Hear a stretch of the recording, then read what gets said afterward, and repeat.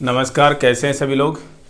ECG हम पढ़ रहे हैं और आज के इस सेशन में हम ईसीजी का फाइनल पार्ट जो है स्टडी करेंगे और साथ में हम स्टडी करेंगे एवी ब्लॉक यानी हार्ट ब्लॉक के बारे में, जहां से भी नॉरसेट और DSSS दोनों में ही क्वेश्चंस पूछे जाते हैं। तो आज इस बहुत ही छोटे से सेशन में हम ईसीजी का बचा हुआ पार्ट और एवी ब्लॉक के बारे में स्टडी करने वाले हैं, जो भी डायरेक्टली ईसीजी से ही रिलेट करता है। तो चलिए शुरुआत करते हैं हम वेंट्रिकुलर टेकीकार्डिया के एक टाइप के साथ में। वेंट्रिकुलर टेकीकार्डिया डिस्कस किया हमने लास्ट सेशन में। वेंट्रिकुलर टेकीकार्डिया के दो टाइप हम यहां पर पढ़ते हैं, एक मोनोमॉर्फिक वीटी, दूसरा पॉलीमॉर्फस वीटी। तो यहां पर जो सबसे इंपॉर्टेंट चीज है, वेंट्रिकुलर टेकीकार्डिया का एक टाइप जिसे हम बोलते हैं टोर्जाडेस डी पॉइंटिस, अलग भाषा का शब्द है ये। अब इसकी दो तीन इंपॉर्टेंट चीजें आप सीखिएगा एग्जाम्स के हिसाब से। जब कभी भी इसका नाम आपको एग्जाम के किसी क्वेश्चन में नजर आ जाए, टोर्जाडेस डी पॉइंटिस, इसका मतलब ये एक तरीके का क्या है, ये एक तरीके का वेंट्रिकुलर टेकीकार्डिया ही है, सबसे पहली बात। दूसरी बात कि भाई इसको क्या बोलते हैं, पॉलीमॉर्फस वीटी। पॉलीमॉर्फस वीटी, पॉलीमॉर्फस का मतलब क्या होता है भाई, मॉर्फोलॉजी। मॉर्फोलॉजी के अंदर हम शेप एंड साइज पढ़ते हैं, तो मॉर्फोलॉजी का मतलब होता है शेप और साइज से रिलेटेड। पॉली का मतलब ज्यादा, यानी बहुत सारी तरीके की शेप्स बन रही हैं। किसकी? क्यूआरएस कॉम्प्लेक्स की। यानी क्यूआरएस कॉम्प्लेक्स जो है, वीटी हम किसको बोलते हैं हमेशा, वीटी की डेफिनेशन हमेशा ध्यान रखना, 3 कंजिक्यूटिव वीआरएस कॉम्प्लेक्स बनते हैं। अगर कम से कम, सारे बनेंगे वैसे तो, लगभग क्यूआरएस कॉम्प्लेक्स ही बनते हैं कंटिन्यूअसली, लेकिन कंडीशन क्या है, कम से कम 3 क्यूआरएस कॉम्प्लेक्स बनने चाहिए कंजिक्यूटिव, उसे बोलते हैं वेंट्रिकुलर टेकीकार्डिया। और उसी का एक टाइप है टोर्जाडेस डी पॉइंटिस, जिसे हम पॉलीमॉर्फस वीटी भी बोलते हैं। क्यों? क्योंकि अलग अलग साइजेज के क्यूआरएस कॉम्प्लेक्स बनते हैं। यहां पर देख लीजिएगा आप, हर जगह पर अलग अलग साइज के क्यूआरएस कॉम्प्लेक्स बने हुए हैं, पहली कंडीशन। दूसरी चीज क्या है, क्यूटी इंटरवल जो है वो बढ़ जाता है। QT interval is more than 0.60 second. ये दूसरी चीज भी आप दिमाग में रखिएगा, क्यूटी इंटरवल प्रोलोंग्ड होता है। दो कंडीशंस आपको पता होनी चाहिए टोर्जाडेस डी पॉइंटिस की। एक तो पॉलीमॉर्फस वीटी का मतलब क्यूआरएस कॉम्प्लेक्स अलग अलग तरीके के बनते हैं, अलग अलग साइजेज के। क्यूटी इंटरवल बढ़ जाता है, कितना, 0.60 सेकंड से भी ज्यादा हो जाता है। और जो इसका नाम है टोर्जाडेस डी पॉइंटिस, यानी कि इसके जो पॉइंट्स हैं वो क्या हो जाते हैं, ट्विस्ट हो जाते हैं। इसीलिए हम इसे क्या बोलते हैं भाई, टोर्जाडेस डी पॉइंटिस बोलते हैं। पॉइंट्स जो है इसके ट्विस्ट हो गए हैं। ये वो टाइप है वीटी का, वेंट्रिकुलर टेकीकार्डिया का, जिसमें पॉइंट्स जो है ईसीजी के ट्विस्ट हो गए हैं। क्यूटी इंटरवल बढ़ गया है, कितना, 0.60 सेकंड से भी ज्यादा हो गया है। क्यूआरएस कॉम्प्लेक्स कैसे हैं, अलग अलग शेप्स के हैं, अलग अलग साइजेज के हैं। टोर्जाडेस डी पॉइंटिस को लेकर के एक और इंपॉर्टेंट चीज कि भाई इसके कोजेज क्या है, कब बनता है। ये इस तरीके की ईसीजी जो है वो आपको कब देखने को मिलती हैं, किसकी, यानी टोर्जाडेस डी पॉइंटिस वाली ईसीजी जो है वो कौन से केसेज में किसका रिजल्ट हो सकती है। तो सबसे इंपॉर्टेंट चीज, एक तो किसमें, इलेक्ट्रोलाइट्स इम्बैलेंस में। अब आप बोलेंगे साहब इलेक्ट्रोलाइट्स इम्बैलेंस में तो बहुत सारी चीजें हैं, सोडियम भी है, पोटेशियम भी है, क्लोराइड भी है, कैल्शियम भी है, मैग्नीशियम भी है। किस इलेक्ट्रोलाइट का इम्बैलेंस, तो याद रखिएगा मैग्नीशियम के इम्बैलेंस में। जब कभी भी मैग्नीशियम का इम्बैलेंस हो जाए, मैग्नीशियम का इम्बैलेंस भी हम पढ़ेंगे दो तरीके से, या तो कम हो गया या फिर ज्यादा हो गया, तो किस कंडीशन में? जब कभी भी सीरम मैग्नीशियम का लेवल कम हो जाता है, यानी हाइपोमैग्नीसीमिया की कंडीशन में अगर ईसीजी के चेंजेस आते हैं जिसमें क्यूटी इंटरवल बढ़ा हुआ दिखता है, तो ईसीजी कैसी आ सकती है? टोरजाइडिस डी पॉइंटिस वाली ईसीजी आ सकती है। ध्यान में रखिएगा, बहुत ही इंपॉर्टेंट क्वेश्चन डिस्कस कर रहे हैं। पहला केस इलेक्ट्रोलाइट इम्बैलेंस, जिसमें से केवल हाइपो मैग्नीसीमिया, सीरम मैग्नीशियम का लेवल कम होना। दूसरी कंडीशन कौन सी है? ऐसे पेशेंट्स जिनमें क्विनिडीन थेरेपी चल रही है, उनमें भी ईसीजी चेंजेस आ सकते हैं। और ईसीजी किस तरीके की दिख सकती है? ट्विस्टिंग ऑफ पॉइंट्स वाली, वेंट्रिकुलर टेकिकार्डिया वाली, पॉलीमोर्फस वेंट्रिकुलर टेकिकार्डिया वाली, जिसे हम क्या बोलते हैं? टोरजाइडिस डी पॉइंटिस। ध्यान रखिएगा, सारी की सारी चीजें इंपॉर्टेंट हैं। टोरजाइडिस डी पॉइंटिस को क्यों इंक्लूड किया है हमने? प्रीवियस एग्जाम्स में क्वेश्चंस आए हैं यहां से, जिसमें से और बहुत ही कम जगह पर इसको पढ़ा जाता है। रेयर वीटी है ये, बहुत ही वेंट्रिकुलर टेकिकार्डिया का बहुत ही रेयर टाइप है पॉलीमोर्फस वेंट्रिकुलर टेकिकार्डिया। अब अगर हम मैनेजमेंट की बात करें, किसकी? पॉलीमोर्फस वेंट्रिकुलर टेकिकार्डिया की, तो मैनेजमेंट में क्या करते हैं?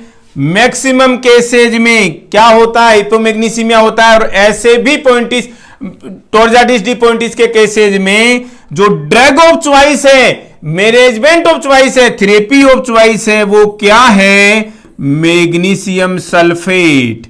क्या है भाई? Magnesium sulphate, MgSO4 injection magnesium sulphate. कितना देते हैं? लगभग 1000 मिलीग्राम। चलो ये तो एग्जाम का क्वेश्चन नहीं है। 1 ग्राम, और धीमे दिया जाता है ओवर 5 to 60 मिनट्स। 5 से 60 मिनट के अंदर इंजेक्शन मैग्नीशियम सल्फेट देते हैं। ऐसे पेशेंट्स जिनमें ईसीजी चेंजेस टोरजाइडिस डी पॉइंटिस के हिसाब से आए हैं, पॉलीमोर्फस वेंट्रिकुलर टेकिकार्डिया नजर आ रहा है, जिसमें अलग अलग साइज के, अलग अलग शेप के क्यूआरएस कॉम्प्लेक्स बन रहे हैं विद प्रोलोंग्ड क्यूआर इंटरवल्स। उन केसेज में ड्रग ऑफ चॉइस क्या है? Injection magnesium sulphate. बहुत ही इंपॉर्टेंट क्वेश्चन है। दूसरा, प्रोकेनामाइड भी दे सकते हैं क्या? जी दे सकते थे, लेकिन प्रोकेनामाइड जो है वो एक चीज दिक्कत कर देता है, इसलिए नहीं देते। इसलिए इसको भी लेकर के क्वेश्चन आता है कि टोरजाइडिस डी पॉइंटिस के केसेस में प्रोकेनामाइड एडमिनिस्टर क्यों नहीं करते? रीजन है क्यों? क्योंकि ये क्यूटी इंटरवल को और ज्यादा बढ़ा देता है। क्यूटी इंटरवल ऑलरेडी बढ़ा हुआ था, और ज्यादा बढ़ा देता है, इसलिए प्रोकेनामाइड नहीं देते टोरजाइडिस डी पॉइंटिस ईसीजी में। क्लियर है? I hope. बहुत ही इंपॉर्टेंट टॉपिक जो है हमने यहां पर कवर किया है, वेंट्रिकुलर टेकिकार्डिया का एक टाइप, पॉलीमोर्फस वेंट्रिकुलर टेकिकार्डिया, जिसे हम टोरजाइडिस डी पॉइंटिस बोलते हैं। कारण क्या है? ड्रग ऑफ चॉइस क्या है? और ईसीजी कैसी बनती है? तीनों की तीनों चीजें आपको पता होनी चाहिए।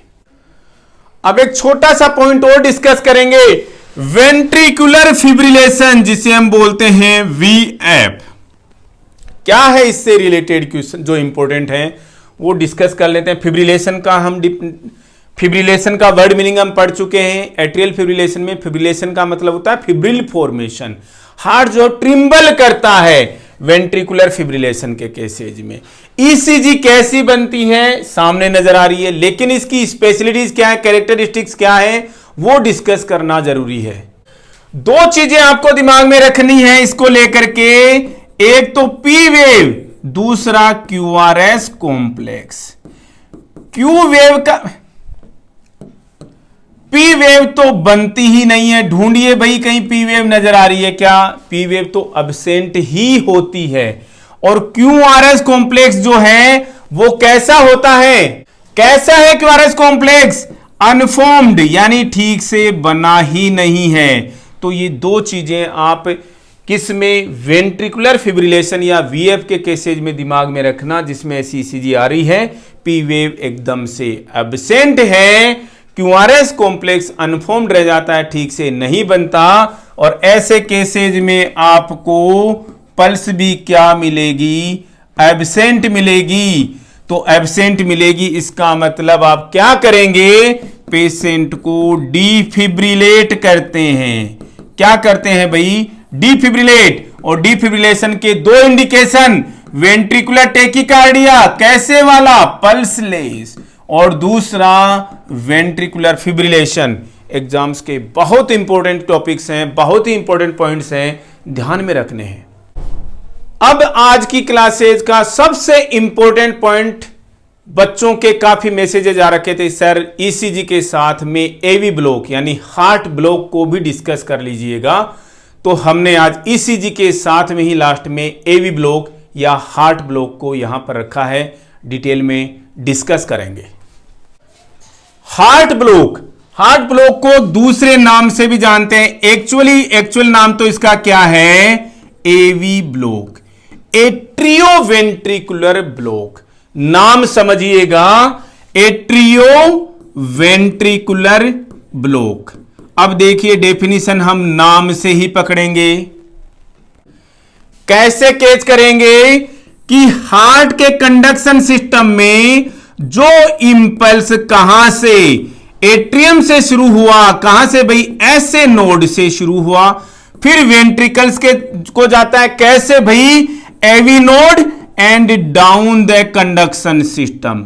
वहां पर रास्ते में कहीं पर भी कोई ब्लॉकेज है, इलेक्ट्रिकल सिग्नल के इंपल्स के कंडक्शन में कहीं पर भी, एट्रियोवेंट्रिकुलर पाथ में कहीं पर भी अगर ब्लॉक है तो वही क्या है?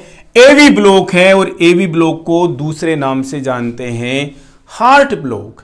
आई होप समझे हैं आप इसकी सबसे सिंपल डेफिनेशन एवी ब्लॉक या हार्ट ब्लॉक की। हार्ट के कंडक्शन सिस्टम में यानी एट्रियम से वेंट्रिकल्स को जो कंडक्शन जाता है किसके थ्रू? एवी, ऐसे नोड से शुरू होने वाला इंपल्स जो एवी नोड को जाता है, और डाउन द कंडक्शन सिस्टम यानी AV bundle, means bundle of His, bundle branches और परकिंजे फाइबर्स, कहीं पर भी जो ब्लॉक है वही हार्ट ब्लॉक है, वही एट्रियोवेंट्रिकुलर ब्लॉक है। क्लियर है आपको डेफिनेशन? ये डेफिनेशन आपको समझ में आ जानी चाहिए। हार्ट ब्लॉक या एवी ब्लॉक ईसीजी पे डिपिक्ट होता है क्या? जी होता है। हार्ट ब्लॉक या एवी ब्लॉक जो है आपको ईसीजी पर क्लियरली नजर आ जाएगा। ईसीजी देख करके आप बता पाएंगे कि ये फर्स्ट डिग्री हार्ट ब्लॉक है, सेकंड डिग्री हार्ट ब्लॉक है, सेकंड डिग्री में भी टाइप 1 है या टाइप 2 है, या फिर कंप्लीट हार्ट ब्लॉक या थर्ड डिग्री हार्ट ब्लॉक है। तो पढ़ेंगे अब हम 1 बाय 1 हार्ट ब्लॉक के टाइप, यानी कि एवी ब्लॉक के टाइप्स क्या क्या होते हैं, यहीं पर आज के इसी सेशन में हम डिस्कस करने वाले हैं।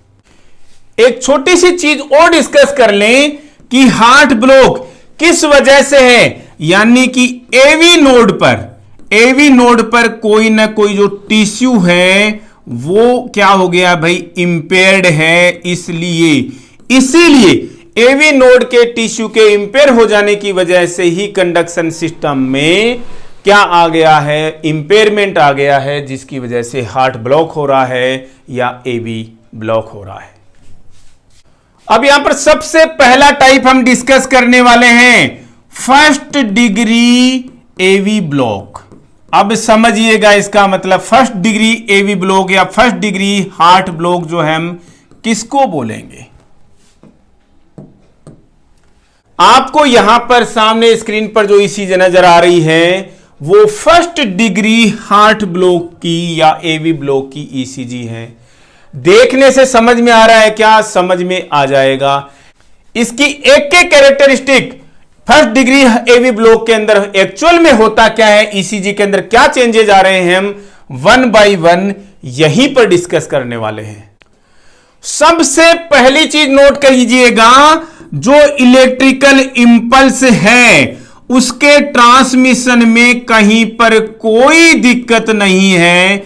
इंपल्स ट्रांसमिशन जो है वो कैसा है भाई, नॉर्मल है। मतलब क्या हुआ इस चीज का, यानी कि जो इंपल्स आपके हार्ट के ऐसे नोड से शुरू हुआ, एवी नोड तक आया and down the AV bundle, और फिर बंडल ब्रांचेज, और फिर परकिंजे फाइबर्स, तो वहां पर इस कंडक्शन के, इस इंपल्स के ट्रांसमिशन में कहीं कोई दिक्कत नहीं है। इंपल्स का ट्रांसमिशन जो है वो एकदम से नॉर्मल है। फिर क्या हुआ, ये हार्ट ब्लॉक कैसे हो गया भाई? फिर ये हार्ट ब्लॉक कैसे हो गया, क्या इश्यू है? दूसरा पॉइंट है, केवल डिले है। केवल क्या है, डिले हो रहा है। कहां से? ऐसे नोड से जो इंपल्स चला और एवी नोड तक पहुंचा, जिसे आप किससे डिपिक्ट करते हो, पीआर इंटरवल से दिखाते हो। ऐसे नोड से चला इंपल्स एवी नोड तक पहुंचने में टाइम लगा देता है, यानी केवल उसी में डिले हो रहा है। इसका मतलब पीआर इंटरवल जो कि नॉर्मल में कितना होना चाहिए था, रिकॉल कीजिए हमने क्या बताया, PR interval 3 to 5 small boxes. याद आ रहा है सभी को भाई, 3 to 5 स्मॉल बॉक्सेज। इसका मतलब 0.122 0.20 सेकंड।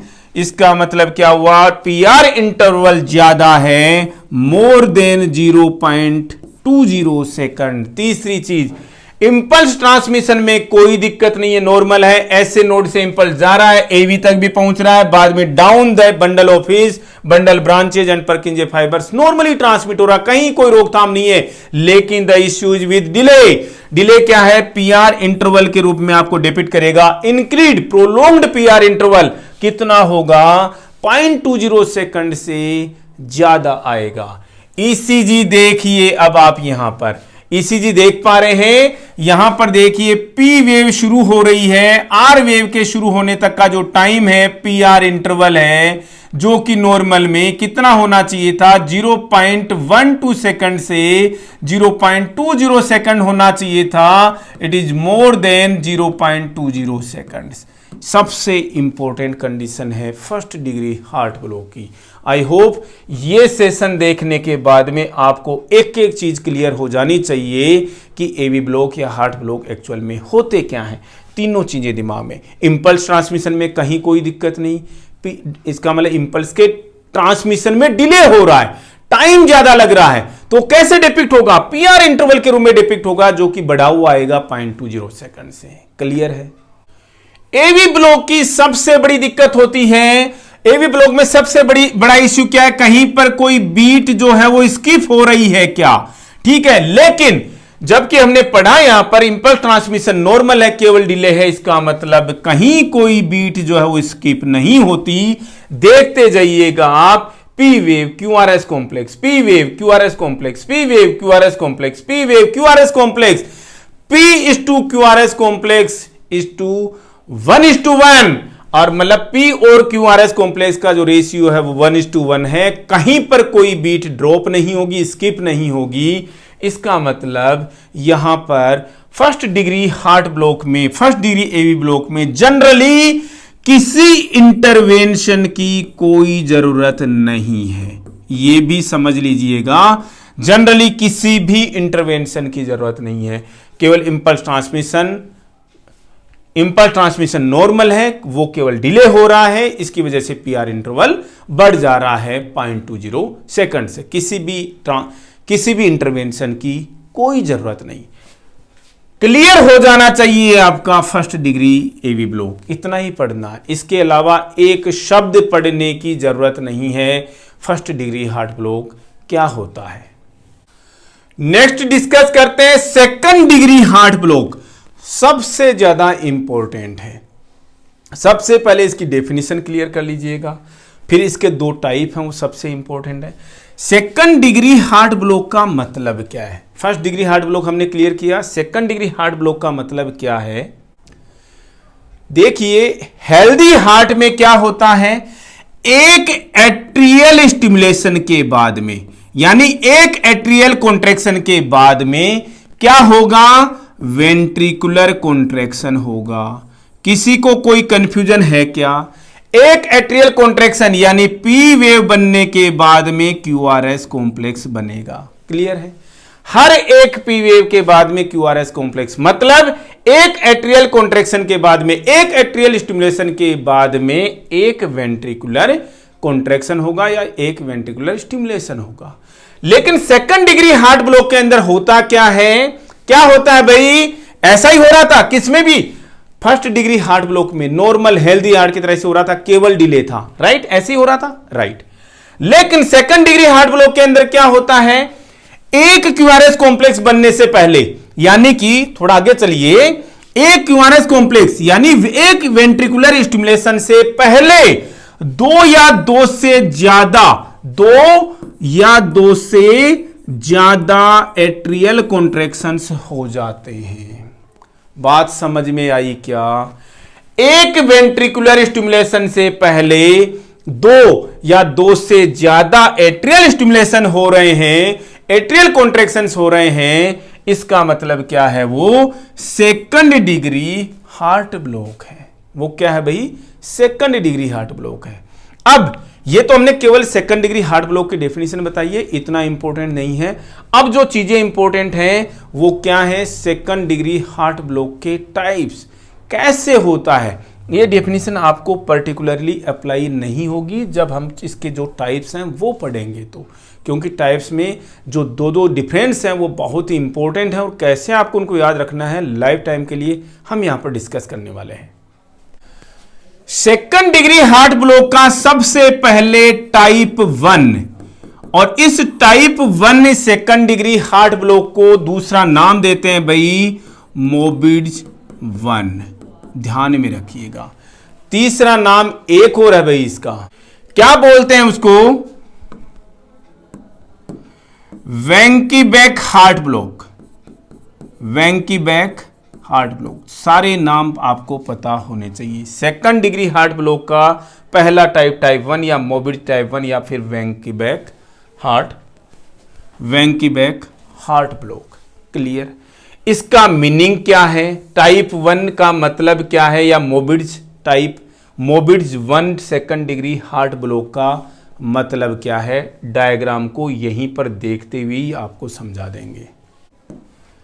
इसके सबसे पहली कंडीशन नोट कीजिए, ये टाइप 1 हार्ट ब्लॉक जो है, ऐसे नोड एवी नोड का ये रास्ता देखिए कहां पर होता है, ये कहीं ना कहीं इस एवी नोड के ऊपर में ही है। पहली चीज, ये यहां पर थोड़ा बड़ा डायग्राम बना दें, और ये ऐसे नोड है, यहां पर ये एवी नोड है एट्रियल सेप्टम में, और ये इनका कंडक्शन का रास्ता ये है, तो ये कहीं ना कहीं यहां पर है। यानी कि type 1 second degree heart block Mobitz 1 Wenckebach heart block जो है वो एवी नोड के अबव द एवी नोड होता है, मतलब एवी नोड के ऊपर होता है। समझिएगा, ऐसे नोड टू एवी नोड के कंडक्शन पाथ में एवी नोड से ऊपर ही हो जाता है, मतलब एवी नोड से पहले ही कहीं ना कहीं ब्लॉकेज है। समझ में आ गई बात? अब दूसरा पॉइंट समझिएगा इसका। अब इसकी दूसरी सबसे इंपॉर्टेंट चीज समझिएगा, ये मोबिड्स टाइप 1 का देखिए यहां पर ये दिखा रखी है P wave, P wave, P wave, P wave. P wave एकदम से नॉर्मल है। क्या कहना चाह रही है? मतलब ऐसे नोड से जो इंपल्स है वो एकदम नॉर्मल अकर हो रहा है, नॉर्मल जनरेट हो रहा है, नॉर्मली इनिशिएट हो रहा है। सब में देखिए थोड़ा सा ब्लू जो दिखा रखा है मैंने राउंड से किया इसको रेड से, पी वेव एकदम नॉर्मल। क्या बनेगा इसके बाद में? क्यूआरएस कॉम्प्लेक्स बनेगा। तो पी वेव से की बिगिनिंग से आर वेव की बिगिनिंग तक के इंटरवल को हम क्या बोलते हैं फिर भाई? पी आर इंटरवल बोलते हैं। यहां पर पी आर इंटरवल, यहां पर पी आर इंटरवल, यहां पर पी आर इंटरवल।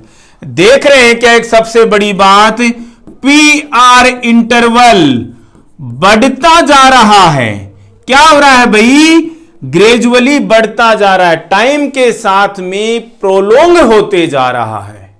दूसरे शब्दों में क्या कहें? मोबिड टाइप 1 में या मोबिड टाइप 1 हार्ट ब्लॉक में पीआर इंटरवल जो है वो प्रोग्रेसिवली प्रोलोंग होते चला जाता है। यहां पर इतना था, बढ़ गया और बाद में क्या होता है, अचानक से एक बीट जो है वो मिस हो जाती है, मतलब क्यूआरएस कॉम्प्लेक्स नहीं बनता। देखिए यहां पर पी वेव बन गई, यानी ऐसे नोड से इंपल्स शुरू हुआ और क्यूआरएस कॉम्प्लेक्स गायब हो गया, मतलब ऐसे नोड से चला इंपल्स नहीं पहुंचा कहां तक, वेंट्रिकल्स तक नहीं पहुंचा, कहीं ना कहीं रास्ते के अंदर ब्लॉकेज आ गया, इसलिए नहीं पहुंचा। सेकंड डिग्री हार्ट ब्लॉक में टाइप 1 की विशेषता समझ में आ गई क्या होती है भाई? सबसे पहली तो बात तो जो ब्लॉक है वो कहीं ना कहीं एवी नोड के अबव द एवी नोड है, पहली चीज। दूसरी चीज, पीआर इंटरवल जो है बढ़ा हुआ है लेकिन प्रोग्रेसिवली और बढ़ते चला जाता है। मान लीजिए पहले भी आप यहां पर मान लीजिए कितना था, 0.24 सेकंड था, नेक्स्ट टाइम पर 0.30 सेकंड हो गया, नेक्स्ट टाइम में 0.34 सेकंड हो गया। इस तरीके से बढ़ता चला जाता है और एक लेवल पर आकर के बीट जो है वो ड्रॉप हो जाती है, स्किप हो जाती है। समझ में आ गई चीज? यानी पीआर इंटरवल बढ़ते चला जाता है और एक जगह पर आकर के बीट जो है मिस हो जाती है, स्किप हो जाती है, ड्रॉप हो जाती है। यही है Mobitz type 1 second degree heart block. दूसरे शब्दों में और कि पीआर इंटरवल तब तक बढ़ता चला जाता है जब तक कि पी वेव जो है कंप्लीटली ब्लॉक नहीं हो जाती। पी वेव कंप्लीटली ब्लॉक होने का मतलब पी वेव के बाद में क्यूआरएस कॉम्प्लेक्स नहीं बन जाता, तब तक पीआर इंटरवल बढ़ते चला जाता है, प्रोलोंग्ड होता जाता है। अब ये एवी ब्लॉक भी एक तरीके से हम डिसरिथमियाज पढ़ रहे थे, कार्डियक डिसरिथमियाज पढ़ रहे थे, उसी का ही टाइप है। तो क्या ये मोबिड टाइप 1 की सीवियरिटी क्या है? ये टेम्पररी है। क्या है भाई? टेम्पररी है। और कार्सिनोमा जिस तरीके से हम पढ़ते हैं, इसलिए हम इसको क्या बोलते हैं, बिनाइन हार्ट ब्लॉक भी बोल देते हैं। बिनाइन है, टेम्पररी है, ठीक है। इसलिए जनरली हमें इसमें भी किसी इंटरवेंशन की जरूरत नहीं पड़ती अनटिल अनलेस वेंट्रिकुलर रेट जो है वो कम ना हो जाए, अनटिल अनलेस पेशेंट जो है वो अनस्टेबल ना हो जाए, वेंट्रिकुलर रेट कम ना हो जाए। तो ऐसी कंडीशंस में आपको क्या करना पड़ेगा, पेस मेकर लगाना पड़ेगा। क्यों भाई? अगर वेंट्रिकुलर रेट कम हो गया तो वही cardiac output is equal to stroke volume into heart rate. Heart rate कम हो गई तो क्या होगा भाई? हार्ट रेट कम हो गई, स्ट्रोक वॉल्यूम कम हो गया, तो इफेक्टिवली कार्डियक आउटपुट कम हो जाएगा। उसको बढ़ाने के लिए क्या करना पड़ेगा? पेसमेकर लगाना ही पड़ेगा पेशेंट को। समझ में आ गया क्या? Second degree type 1 heart block क्या होता है? इसके अंदर पीवे बंदी, मतलब ब्लॉकेज कहां पर है? ऐसे नोड और एवी नोड के ऊपर में, above the AV node blockage है, पहली चीज। दूसरी चीज, पीआर इंटरवल बढ़ा हुआ होता है। तो पीआर इंटरवल तो हमने इसमें भी पढ़ा था, किसमें बढ़ा हुआ, किसमें? टाइप 1 में, लेकिन वो कांस्टेंट होता है, यानी कि 0.34 सेकंड है तो 0.34 सेकंड ही है सभी में। लेकिन टाइप 1 में, मोबिड टाइप 1 में क्या होता है, यहां पर 0.24 है, फिर 0.28 हो गया, फिर 0.30 हो गया, 0.34 हो गया। इस तरीके से ग्रेजुअली प्रोग्रेसिवली पीआर इंटरवल बढ़ते चला जाता है। कब तक बढ़ता जाता है? जब तक पी वेव कंप्लीटली ब्लॉक नहीं हो जाती। इसका मतलब एक लेवल पर आकर के बीट जो है वो स्किप हो जाती है। स्किप का मतलब पी वेव से ऐसे नोड से इंपल्स आगे नहीं गया, इंपल्स आगे नहीं गया, मतलब बीट जो है वो मिस हो गई। इसे बोलते हैं स्किप्ड बीट या ड्रॉप्ड बीट, मिस बीट बोलेंगे। इसे बोलते हैं मोबिड टाइप 1। किसी इंटरवेंशन की जरूरत है क्या? जनरली नहीं जरूरत पड़ती। कब जरूरत पड़ती है? ऐसे केसेज में जब वेंट्रिकुलर रेट कम हो जाए, इफेक्टिवली कार्डियक आउटपुट कम हो जाए, पेशेंट अनस्टेबल हो जाए, तो पेसमेकर लगाना पड़ेगा। अब सेकंड डिग्री हार्ट ब्लॉक का जो दूसरा टाइप है वो क्या है भाई? टाइप 2। टाइप 2 का मतलब क्या भाई? मोबिड्स टाइप 2। मोबिड्स टाइप 2, इसका कोई नाम नहीं है वेंकी बैग की तरह से, समझिएगा। Type 2 second degree heart block या मोबिड्स 2 हार्ट ब्लॉक, इसके अंदर क्या होता है भाई? मोबिड्स टाइप 1 में क्या था, हार्ट ब्लॉक कहां था भाई, अबव द एवी नोड। इसमें क्या होता है, बिलो द एवी नोड। समझिएगा डिफरेंस से आप समझ में आएगा। टाइप 1 में above the AV node, type 2 में बिलो द एवी नोड। क्या, ब्लॉकेज। कंडक्शन में ब्लॉक कहां पर है, बिलो द एवी नोड में है, type 2 second degree heart block में या मोबिड्स 2 हार्ट ब्लॉक में। पहली कंडीशन तो बिलो द एवी नोड में कहां पर हो सकता है, या तो इस बंडल ऑफ हिस जिसे आप एवी बंडल बोलते हो, या फिर बंडल ब्रांचेज में। दोनों में से कहीं पर भी हो सकता है, या तो एवी बंडल में यानी बंडल ऑफ हिस में, या फिर बंडल ब्रांचेज में, डाउन द या फिर बिलो द एवी नोड, यही है ना, बंडल ऑफ हिस या फिर बंडल ब्रांचेज, यहां पर ब्लॉक हो सकता है। कौन किसका, type 2 second degree heart block या फिर मोबिड्स 2 हार्ट ब्लॉक। अब डायग्राम से देखिएगा, इसमें भी पीआर इंटरवल जो है वो बढ़ा हुआ है, लेकिन देखिए ये कांस्टेंट है। पीआर इंटरवल जो है वो टाइप 1 की तरह से बढ़ता नहीं जा रहा, ड्यूरेशन जो है उसका कांस्टेंट है। बढ़ा हुआ तो है लेकिन ड्यूरेशन कांस्टेंट है, जैसा कि टाइप 1 में था। तो फिर डिफरेंस क्या है जी, अलग क्या हो रहा है इसके अंदर, तो हो क्या रहा है, अचानक से ही कहीं ना कहीं पी वेव जो है वो ब्लॉक हो जाती है। यहां देख रहे हैं आप, पी वेव ब्लॉक हो गई, मतलब आगे क्यूआरएस कॉम्प्लेक्स नहीं बना। अचानक से क्या हो जाता है, पीआर को क्यूआरएस कॉम्प्लेक्स नहीं बनता, मतलब एट्रिया और वेंट्रिकल जो हैं दोनों कॉन्ट्रैक्ट कर रहे हैं, स्टिमुलेट हो रहे हैं, लेकिन दोनों की रिलेशनशिप नहीं है। क्या होता है, अचानक से पी वेव ब्लॉक हो जाती है, यानी क्यूआरएस कॉम्प्लेक्स नहीं बनता। अब दोनों में इंपॉर्टेंट डिफरेंसेस समझिएगा। मोबिड टाइप 1 में पीआर इंटरवल बढ़ा हुआ है, जी बढ़ा हुआ है। मोबिड 2 टाइप 2 में बढ़ा हुआ है क्या, जी बढ़ा हुआ है। लेकिन मोबिड टाइप 1 में ग्रेजुअली प्रोग्रेसिवली बढ़ता रहता है, लेकिन टाइप 2 के अंदर कांस्टेंट है, कंसिस्टेंट है, पीआर इंटरवल उतना ही है। इसमें क्या होता है, पीआर इंटरवल बढ़ता रहता है और अचानक से पी वेव जो है ब्लॉक हो जाती है, क्यूआरएस कॉम्प्लेक्स नहीं बनता, क्यूआरएस कॉम्प्लेक्स फॉलो नहीं करता पी वेव को। मोबिड टाइप 2 में क्या है, कहीं पर भी उसकी तरह से नहीं, अचानक से कहीं पर भी क्यूआरएस कॉम्प्लेक्स जो है वो पी वेव को फॉलो नहीं करता, मतलब कि कुछ एक पी वेव जो है वो कंडक्ट नहीं करती।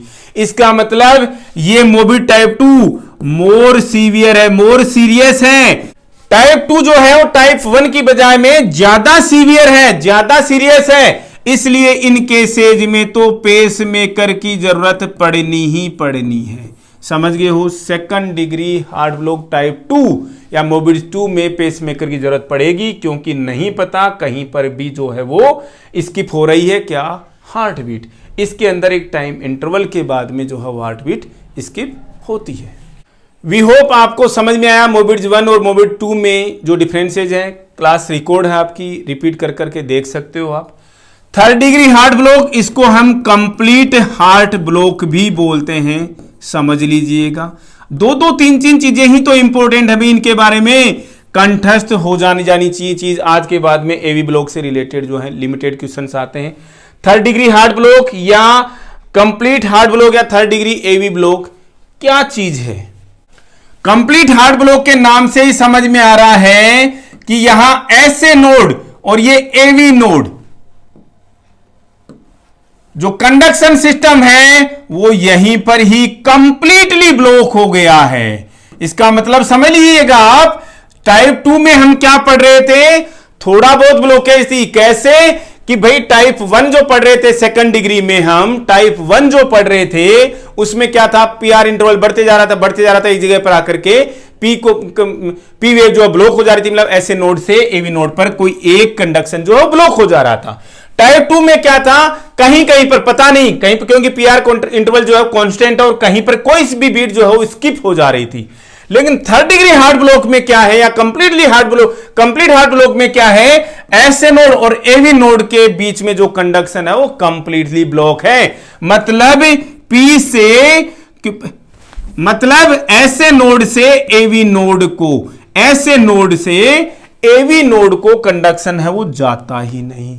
इसका मतलब पी वेव और क्यूआरएस कॉम्प्लेक्स बनेगा ही नहीं क्या? नजर तो आ रहे हैं यहां पर भैया कुछ कुछ तो पी वेव और क्यूआरएस कॉम्प्लेक्स से रिलेटेड जो बुर्ज खलीफा नजर आ रही है, क्यूआरएस कॉम्प्लेक्स नजर आ रहा है ना, कहां से बन गया? पी वेव कैसे बनती है भाई? अगर इंपल्स ऐसे नोड से शुरू होगा तो पी वेव बनेगी क्या? जी बनेगी। ऐसे नोड से इंपल्स शुरू होने में कोई दिक्कत है क्या एवी ब्लॉक में? जी नहीं। इंपल्स तो यहां से शुरू हो रहा है, इसका मतलब पी वेव बन गई। मान लीजिए यहां पर ये पी वेव बन गई, जी बन गई। स्टैंडर्ड यहीं पर लेते हैं एग्जांपल, यहां पर भी पी वेव बनी हुई है, क्यूआरएस कॉम्प्लेक्स नहीं बना हुआ। लेकिन अब आगे इंपल्स चल करके कहां जाएगा? एवी नोड को जाना था, नहीं गया क्योंकि रास्ता बंद है यहां पर। तो क्यूआरएस कॉम्प्लेक्स बनेगा कि नहीं बनेगा? अरे इंसान जिंदा है भाई, जी बनेगा। कौन? एवी नोड के आगे कौन थी भाई? बंडल, एवी बंडल या बंडल ऑफिस, उसके बाद में बंडल ब्रांचेज, और बंडल ब्रांचेज के बाद में परकिंजे फाइबर्स। आपको पता है ऐसे नोड की इंट्रिंसिक वैल्यू रेट 60 से 100, एवी नोड की कितनी है? 40 से 60, और परकिंजे फाइबर्स की कितनी है भाई? 20 से 40। इसका मतलब वेंट्रिकल्स को कॉन्ट्रैक्ट करने के लिए परकिंजे फाइबर्स जो है वो कमान संभाल लेते हैं, टेक ओवर कर लेते हैं। कौन? वेंट्रिकल्स खुद टेक ओवर कर लेते हैं। किसके लिए? फायरिंग के लिए, इंट्रिंसिक फायरिंग रेट के लिए। यानी वेंट्रिकल्स में इंडिपेंडेंट पेसमेकर बन जाता है और बहुत ही स्लो रेट पर, लगभग 40 के करीब में, 30-40 के करीब में, 20 से 40 की रेट पर वेंट्रिकल्स जो हैं वो कॉन्ट्रैक्ट करते हैं और टेक ओवर कर लिया। इसी को बोलते हैं थर्ड हार्ट ब्लॉक। तो ये कॉन्ट्रैक्ट करेंगे तो एवी क्यूआरएस कॉम्प्लेक्स बनेगा क्या? जी बनेगा। क्यों नहीं बनेगा भाई? क्यूआरएस कॉम्प्लेक्स बनेगा, लेकिन पी और क्यूआरएस कॉम्प्लेक्स का कोई रिलेशन नहीं है, 1:1 के रेशियो में नहीं है। कंप्लीट हार्ट ब्लॉक क्यों बोल दिया? ऐसे नोड से एवी नोड के बीच में रास्ता ही बंद है, तो पी वेव तो बनेगी क्योंकि ऐसे नोड से इंपल्स तो शुरू हो रहा है, आगे रास्ता बंद हो गया। तो यहां पर परकिंजे फाइबर्स जो वेंट्रिकुलर मायोकार्डियम के अंदर वो इंडिपेंडेंटली अपना एक पेसमेकर बना लेते हैं, वो पेसमेकर की तरह से काम करते हैं और एक बहुत ही स्लो फायरिंग रेट पर इंपल्स जो है वो जनरेट आगे कैरी करते हैं वेंट्रिकुलर कॉन्ट्रैक्शन के लिए, वेंट्रिकुलर स्टिमुलेशन के लिए। तो मैनेजमेंट क्या है जी? इसके लिए भी वही मैनेजमेंट है। क्या करना होगा? पेसमेकर लगाना होगा। क्या करना होगा? पेसमेकर लगाना होगा। एवी ब्लॉक के केसेज में क्या किया जा रहा है भाई? टाइप फर्स्ट डिग्री में तो कोई जरूरत ही नहीं थी, सेकंड डिग्री में सिचुएशन टाइप 2 तो सीवियर है, उसमें लगाना पड़ता है, थर्ड डिग्री में लगाना पड़ रहा है, टाइप 2 सेकंड डिग्री टाइप 1 में जब तक पेशेंट स्टेबल अनस्टेबल नहीं है तब तक कोई जरूरत नहीं है। ईसीजी से रिलेटेड हमने यहां पर जितना पॉसिबल था मैक्सिमम हमने यहां पर कॉम्प्रिहेंसिव तरीके से आप लोगों के साथ में डिस्कस करने की कोशिश की है। अगर अभी भी कुछ बचा है तो हम आगे जहां पर भी हमें मौका मिलेगा हम ईसीजी के बारे में डिस्कस करेंगे। लेकिन नोट कर लीजिएगा एवी ब्लॉक बहुत ही ज्यादा इंपॉर्टेंट है। आज के इस सेशन में इतना ही। नेक्स्ट सेशन में हम मैथ का, हम एरिथमेटिक एबिलिटी का जो इंटरेस्ट में हमने सिंपल इंटरेस्ट पढ़ा था उसका रिमाइंडर पार्ट कंपाउंड इंटरेस्ट जो है बहुत ही इजी ट्रिक्स के साथ में और कन्वेंशनल मेथड्स के साथ में स्टडी करने वाले हैं। मिलते हैं नेक्स्ट अपडेट के साथ। Thank you, thanks a lot.